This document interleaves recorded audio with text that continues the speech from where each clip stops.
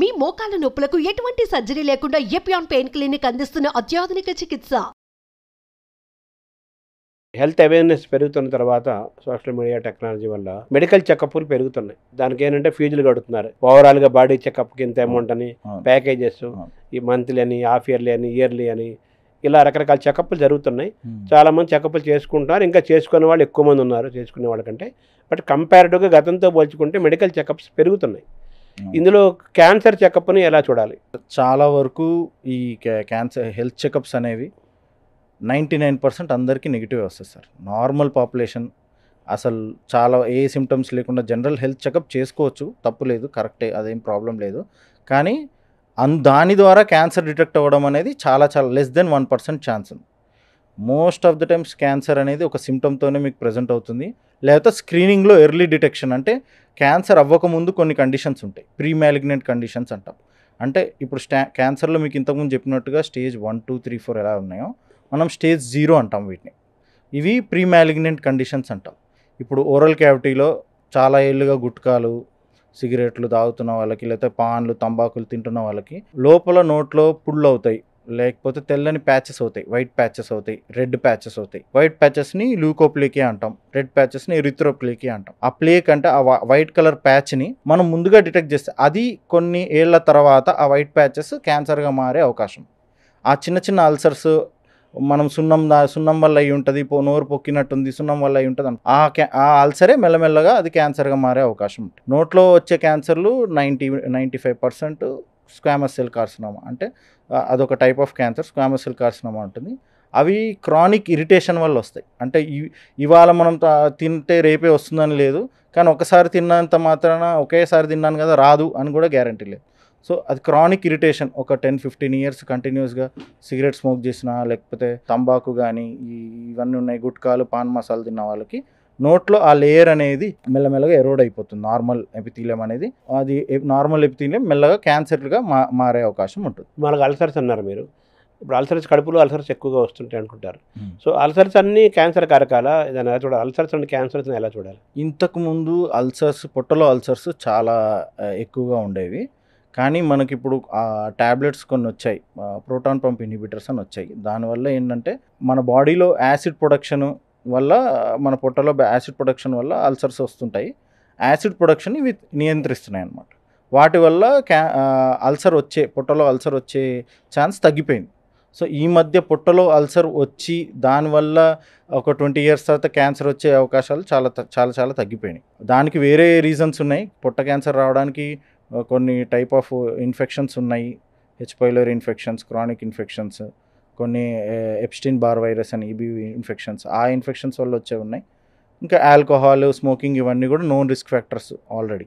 Ulcers అనేవి క్యాన్సర్గా మారబోయే, ulcers నుంచి క్యాన్సర్స్గా మారే స్టేజెస్ ఓన్లీ త్రోట్ కడుపులోనే ఉంటాయా, ఇంకా వేరే ప్లేసెస్లో కూడా ఉంటాయా? అల్సర్ అంటే సింపుల్గా మనం తెలుగులో చెప్పుకోవాలంటే పుండు. అవును. పుండు అనేది మన బాడీలో ఏ పార్ట్లోనైనా జరగచ్చు. అది నోట్లో కావచ్చు, బాడీ మీద ఎక్కడైనా అవ్వచ్చు, పొట్ట లోపల భాగంలో అవ్వచ్చు. సో ఆ పైన ఉన్న లేయర్, మన నార్మల్ లేయర్ ఏదైతే ఉంటుందో అది తొలగిపోవడాన్నే అల్సర్ అంటారు బై డెఫినిషన్. ఒక లేయర్, ప్రొటెక్టివ్ లేయర్ మనకు దేవుడిస్తాడు, ఆ లేయర్ని మనం కొంచెం పోతే దాన్ని అల్సర్ అంటారు. సో అది ఎక్కడైనా అవ్వచ్చు, అది బాడీలో అవ్వచ్చు, బాడీ పైన సర్ఫేస్లో అవ్వచ్చు, నోట్ లోపల అవ్వచ్చు, ఎక్కడైనా అవ్వచ్చు అల్సర్ అనేది. అయితే మామూలుగా క్యాన్సర్ని తెలుగులో రాచపుండు అంటారు. రాచపుండు అంటే అది ఎప్పటికీ మానదు అని. రాచపుండు అని ఎందుకనే వాళ్ళంటే, ఒకప్పుడు క్యాన్సర్లు అనేవి ఓన్లీ బాగా ఎఫ్లూయెంట్ ఫ్యామిలీస్లో, అంటే రాజులకి వాళ్ళకి మాత్రమే వచ్చేవి. స్మోకింగ్ ఇవన్నీ, అప్పుడులో ఆల్కహాల్ అవన్నీ వాళ్ళకి ఎక్కువ అందుబాటులో ఉండేవి, అవి ఉండేవి కాబట్టి వచ్చేవి. ఇప్పుడు అలా ఏం లేదు సార్. ఇప్పుడు ఏ ఏజ్ గ్రూప్ అయినా కూడా అసలు ఈ ఏజ్లో రాదు క్యాన్సర్ అనడానికి లేదు. ఏజ్ స్టేజ్ సంబంధం లేదు, ఏజ్తో సంబంధం లేదు సార్. రకరకాల క్యాన్సర్ పెరుగుతున్నాయి, క్యాన్సర్ పేషెంట్లు పెరుగుతున్నారు. కంపారిటివ్గా క్యాన్సర్ అవేర్నెస్ కూడా కొంచెం పెరుగుతుంది, ఇంకా పెరగాల్సిన అవసరం ఉంది. సో క్యాన్సర్ ట్రీట్మెంట్కి కూడా గతంతో కంటే ఇప్పుడు పోల్చుకుంటే చాలా హాస్పిటల్స్ పెరుగుతున్నాయి, క్యాన్సర్ హాస్పిటల్ పెరుగుతున్నాయి, స్పెషలైజేషన్స్ పెరుగుతున్నాయి. గతంలో ఏ కార్డియాలజీ వేరే సబ్జెక్ట్ స్పెషలైజేషన్ తీసుకునేవాళ్ళు, వీలాంటి వాళ్ళంతా ఇప్పుడు సర్జికల్ ఆంకాలజీ, ఇలాగ ఆంకాలజీ స్పెషలైజేషన్, సూపర్ స్పెషలైజేషన్ చేస్తున్నారు కదా. ఇప్పుడు ఈ క్యాన్సర్ ట్రీట్మెంట్లో మామూలుగా 3 రకాలు ఉంటాయని విన్నాను నేను. ఒకటేమో మెడికల్, అలాగే ఇంకోటి సర్జికల్, ఇంకోటేమో రేడియేషన్.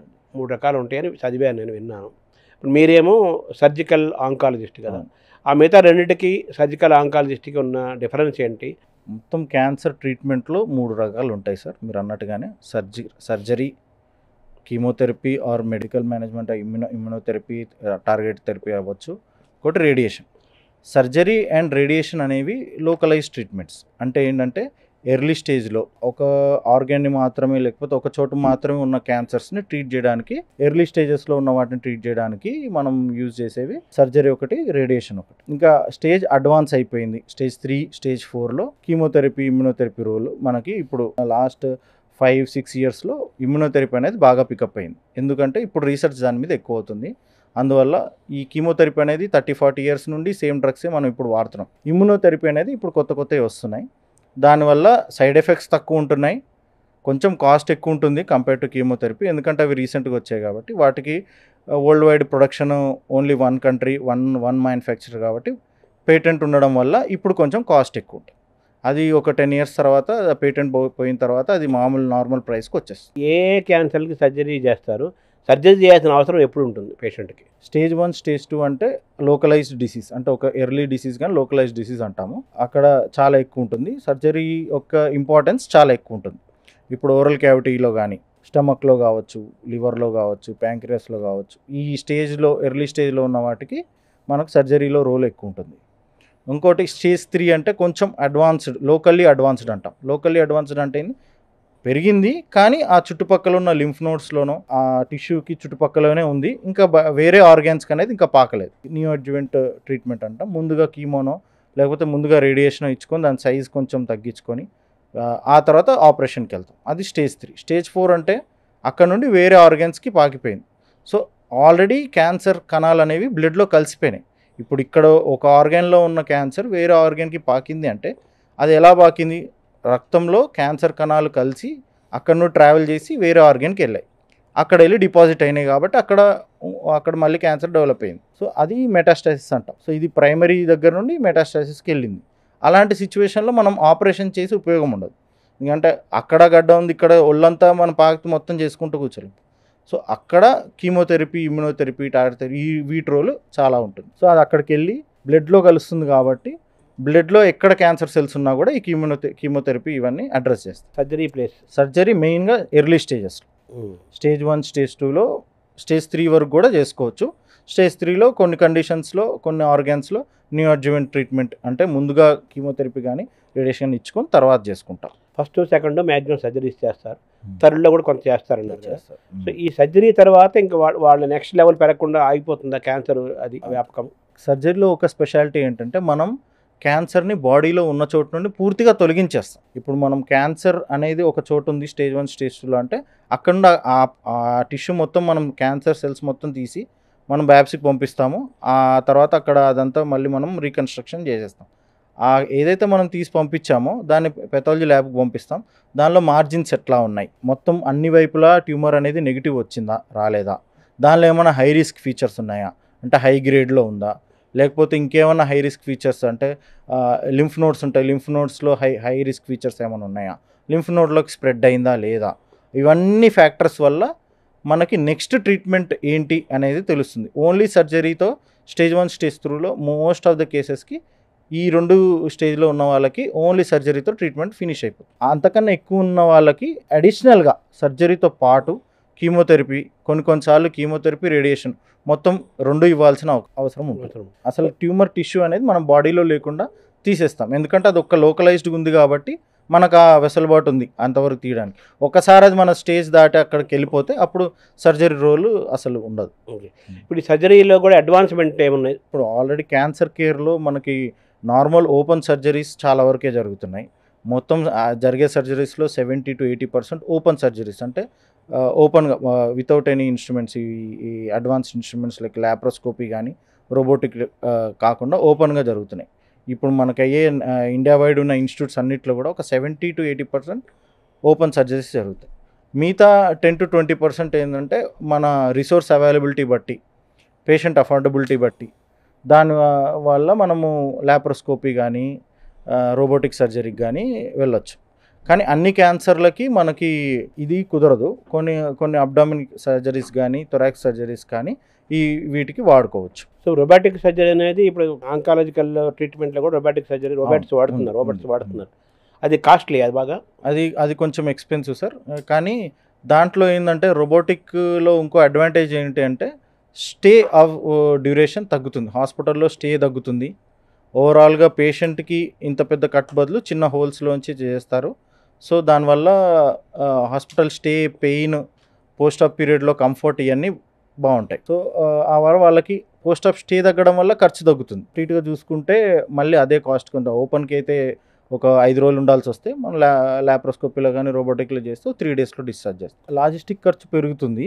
అంటే మనం కొత్త దానికోసం సపరేట్ పరికరాలు ఉంటాయి, అవి కొనుక్కోవాలి కాబట్టి అది సింగిల్ యూజ్. మళ్ళీ ఒక పేషెంట్ వాడింది వేరే దాన్ని వాడలేం. సో అవి సింగిల్ యూజ్ కాబట్టి అది పేషెంట్ మొత్తం భరించుకోవాల్సి వస్తుంది. కమింగ్ ఇయర్స్లో రోబోటిక్ సర్జరీ అనేది ఇంకా అఫోర్డబుల్గా అవుతుంది.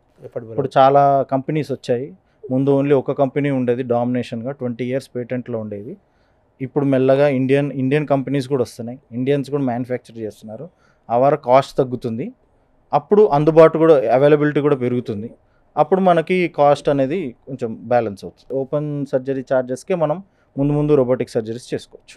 ఏ యొక్క యూసేజ్ కూడా ఏమన్నా ఇక్కడ పెరుగుతుందా మన ఆంకాలజికల్ సర్జరీస్లో? ఇప్పుడు వరకు ప్రస్తుతానికి అయితే మనం చేసే రోబోటిక్ సర్జరీలో మెయిన్గా మాస్టర్ స్లేవ్ టెక్నాలజీ వాడుతున్నాం. చాలా కంట్రీస్లో ట్రాన్స్ అట్లాంటిక్ అని అట్లా కూడా చేశారు.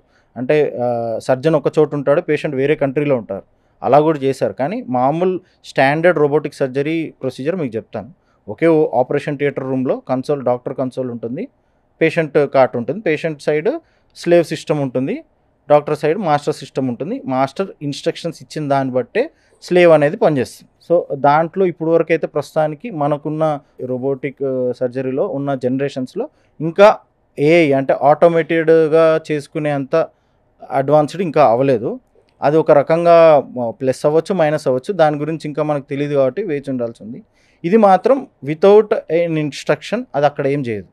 ఇక్కడ ఏ మూమెంట్ ఎలా ఉంటే అక్కడ స్లేవ్ కూడా అలానే మూమెంట్ వస్తుంది. ఓన్లీ ఏంటంటే మనకి యాక్సెస్ చాలా బాగుంటుంది, విజిబిలిటీ బాగుంటుంది. మనం బయట నుండి చూసిన దానికన్నా పొట్ట లోపల కెమెరా పెట్టి పొట్టలోంచి చూడడం వల్ల మనకు మ్యాగ్నిఫికేషన్ ఎక్కువ ఉంటుంది. సో చిన్నవి కూడా మనకు పెద్దగా కనవడం వల్ల బ్లడ్ లాస్ తక్కువ ఉంటుంది, ప్రిసిషన్గా మనం కట్ చేసుకోవచ్చు, యాక్యురసీ ఉంటుంది. క్యాన్సర్ కేర్లో సెంట్రలైజ్డ్ సిస్టమ్ ఏమైనా ఉంటుందా? తెలంగాణ రాష్ట్రం చూసుకుందాం ఫర్ ఎగ్జాంపుల్, ఏమున్నా కూడా చాలా వరకు హైదరాబాద్ రావాల్సి వస్తుంది ట్రీట్మెంట్కి. నేను ఒక ఎగ్జాంపుల్కి చెప్తున్నా. అట్లా ప్రతి ఇండియా వైడ్గా ఉన్న క్యాన్సర్ కేర్ అంతా పెద్ద పట్టణాల వరకే సీమితమై ఉంది, అంతవరకే. వేరే పెరిఫెరీలో ఉన్న వాళ్ళకి యాక్సెస్ చాలా తక్కువగా ఉంది. ఈ డీసెంట్రలైజేషన్ వల్ల ఏమవుతుందంటే ప్రతి డిస్ట్రిక్ట్ హెడ్ క్వార్టర్ లెవెల్లోనో లేకపోతే ఒక మండలం లెవెల్లోనో మనం ఆంకాలజీ సర్వీసెస్ ప్రొవైడ్ చేయగలిగే ఫెసిలిటీ ఉండాలి. అప్పుడు పేషెంట్స్కి కూడా ఇంత ట్రావెల్ టైము, డిస్టెన్స్ అన్నీ తగ్గుతాయి, బెటర్ కేర్. అంటే చాలామంది ఈ ట్రావెల్ వల్ల క్యాన్సర్ ట్రీట్మెంట్ తీసుకున్న వాళ్ళు చాలామంది ఉన్నారు.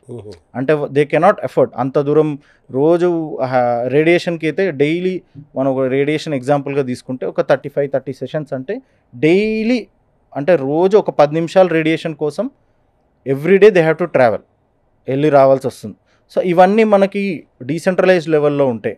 కీమోథెరపీకి కూడా 3 వారాలకు ఒకసారి 2 వారాలకు ఒకసారి వెళ్తూ ఉన్నాయి. సర్జరీకి కూడా ఫెసిలిటీస్ మనకి మన మండల లెవెల్లోనో డిస్ట్రిక్ట్ లెవెల్లోనో పెరిగితే అప్పుడు క్యాన్సర్ కేర్ అనేది చాలా ఇంప్రూవ్ అవుతుంది. పేషెంట్లకు అందుబాటులో ఉండటం కోసము టైమ్ అండ్ డిస్టెన్స్, ఎక్స్పెన్స్, ఈ 3 విన్ సిచ్యువేషన్ ఫర్ ఎవ్రీవన్. అవును, పేషెంట్స్కి ట్రావెల్ తగ్గుతుంది, లోకల్గా రిసోర్సెస్ పెరుగుతాయి, లోకల్గా మనకి ఇన్కమ్ జనరేషన్ అవుతుంది. డీసెంట్రలైజ్డ్ మోడల్ వల్ల అందరికీ ఉపయోగమే. ఇప్పుడు డీసెంట్రలైజ్ సిస్టమ్ని ఏర్పడటం అనేది చాలా ఇంపార్టెంట్. చాలా తక్కువ ఉన్నాయి, ఇప్పుడు చాలా పెరగాల్సిన అవసరం ఉంది. అయితే ఈ ఆంకాలజికల్ స్పెషలిస్టులు డిమాండ్ అండ్ సప్లై ఎలా ఉంది క్యాన్సర్ ట్రీట్మెంట్లో డాక్టర్స్ పరంగా?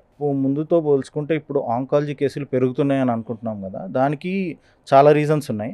ఒకటి ఏంటంటే ముందుగా అప్పుడు ఆ ఏజ్లో మనకి మనం ఉన్న ఎన్వైర్న్మెంట్ కానీ, మనం తిన్న తిండి కానీ, ఇవన్నీ చాలా మంచి క్వాలిటీవి దొరికేవి. ఇప్పుడు ఏంటంటే జంక్ ఫుడ్ ఎక్కువైపోయింది, మనకు పర్యావరణ కాలుష్యం ఎక్కువైపోయింది, స్మోకింగ్, డ్రింకింగ్, స్లీప్ సరిగ్గా లేకపోవడం, ఇవన్నిటి వల్ల కూడా అది మనకి ఇదవుతుంది. ఇంకోటి ఏంటంటే అప్పుడులో మన డిటెక్షన్ రేట్స్ కానీ, మన క్యాన్సర్ మనం గుర్తించగలిగే టెక్నాలజీ అప్పుడులో తక్కువగా ఉంది. దానివల్ల కూడా ఇప్పుడు మనకు అవి ఇంప్రూవ్ అవ్వడం వల్ల కూడా మనకి క్యాన్సర్ ఇన్సిడెన్స్ పెరిగినట్టుగా అనిపిస్తుంది. ఎందుకంటే ఇప్పుడు మనం గుర్తిస్తున్నాం. ఇంతకుముందు పొట్టలో గడ్డ ఉందంటే ఇంకా అసలు ఆపరేషన్ కూడా వెళ్ళేవాళ్ళు కాదు, అసలు డాక్టర్ని కన్సల్ట్ అయ్యేవాళ్ళు కాదు, అలానే బెడ్ మీద ఉండి చనిపోయేవాళ్ళు. ఇప్పుడు ఏంటంటే ముందుకు వస్తున్నారు, కొంచెం అవగాహన పెరిగింది. మన సోషల్ మీడియా వల్ల, మాస్ మీడియా వల్ల అందరికీ కొంచెం క్యాన్సర్ పట్ల అవగాహన పెరిగింది. ఒక భయం అనేది కొంచెం డెవలప్ అయింది. ఆ భయం ఒక రకంగా పాజిటివే. ఏమున్నా కొంచెం ఒకసారి చూపించుకుందాం, ఎందుకో మనకు ఆ భయం ఎందుకు అని ఒకసారి చూపించుకోం, అట్లా ముందుకొచ్చి చెకప్ చేయించుకుంటున్నారు. కాబట్టి ఇంకోటి స్క్రీనింగ్ ఇంతకుముందు మనకి ఇంత ఎఫెక్టివ్గా లేదు. ఇప్పుడు స్క్రీనింగ్ ప్రోగ్రామ్ గవర్నమెంట్ చేపడుతుంది, బయట ప్రైవేట్ ఆర్గనైజేషన్స్ చేస్తున్నాయి స్క్రీనింగ్. వాటి వల్ల కూడా డిటెక్షన్ పెరగడం వల్ల మనకి ఇన్సిడెన్స్ పెరిగినట్టు అనిపిస్తుంది. ఇంకా ముందు ఈ క్యాన్సర్ కేసెస్ అనేవి పెరిగే అవకాశం ఉంది ఈ డిటెక్షన్ వల్ల, ప్లస్ మన life style changes and environment changes వల్ల ఇంకా పెరిగే అవకాశమే ఉంది. మీలాంటి స్పెషలిస్ట్ యొక్క డిమాండ్ చాలా ఉంది కదా, అవును. ఇప్పుడు పెరుగుతున్నారా ఆ సబ్జెక్ట్ తీసుకుంటున్న వాళ్ళు? అవును సార్, నేను చదువుకున్నప్పుడు ఆంకాలజీ అప్పుడు 50 to ఇండియా మొత్తంలో 50-60 సీట్లు మాత్రమే ఉండేవి సర్జికల్ ఆంకాలజీ. ఇప్పుడు 200 దాకా 200+ అయిపోయినాయి. సో ముందు పెరిగే అవకాశం, ఇంకా పెరిగే అవకాశం ఉంది సార్, తగ్గేదైతే లేదు. థ్యాంక్ యూ డాక్టర్ గారు.